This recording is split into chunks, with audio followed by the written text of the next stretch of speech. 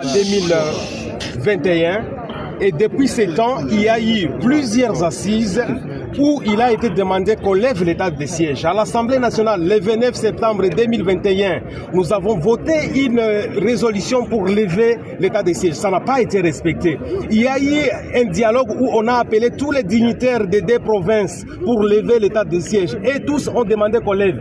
Ça n'a jamais été levé. Et quand on est en train de continuer à proroger, mais vous voyez le nombre de morts qui continue d'augmenter, le nombre de déplacements massifs, et nous avons en tout cas la conviction aujourd'hui que l'état de siège est devenu un business tout simplement pour les militaires, les généraux qui sont sur terrain. Et donc ça, aujourd'hui, on sait le voir qu'il y a un conflit net entre la population et les officiers militaires qui sont sur terrain. Et donc, on les accuse de faire des exploitations illicites des minéraux, de chercher plus l'argent que d'aller protéger la population. Ils ne se donnent pas parce qu'il y a beaucoup de trafic militaire entre les groupes armés, entre les rebelles et cette armée, certains officiers qui sont de cette armée. Donc il faudra quand même, pour aider notre République, pour aider les chefs de l'État, pour aider la population, il faut quand même qu'on soit franc dans des discussions qui permettront à ce que nous puissions avoir des recommandations d'autres orientations qui permettront à ce qu'il y ait quand même le retour au calme. Il n'est pas dit que s'il n'y a pas état de siège,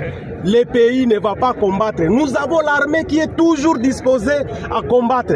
Avec ou sans état de siège, l'armée combat toujours. Donc nous voulons quand même qu'il y ait de l'ordre pour que les choses puissent redevenir normales. Au moment où je vous parle, pour ce qui concerne la province de l'Ituri, il y a un conflit flagrant entre les militaires et les civils à Ituri. On accuse toute la population d'être des groupes armés, on accuse toute la population d'être des M23. Ça ne peut pas se passer comme ça. On arrête beaucoup de gens en cascade et il n'y a pas de solution et les gens continuent à mourir. Maintenant, par exemple, la RN27 est fermée. Hier, il y a eu plus de 14 morts. Mais on va aller avec ça jusqu'où? Je laisse aux amis du Nord Kivu. Merci.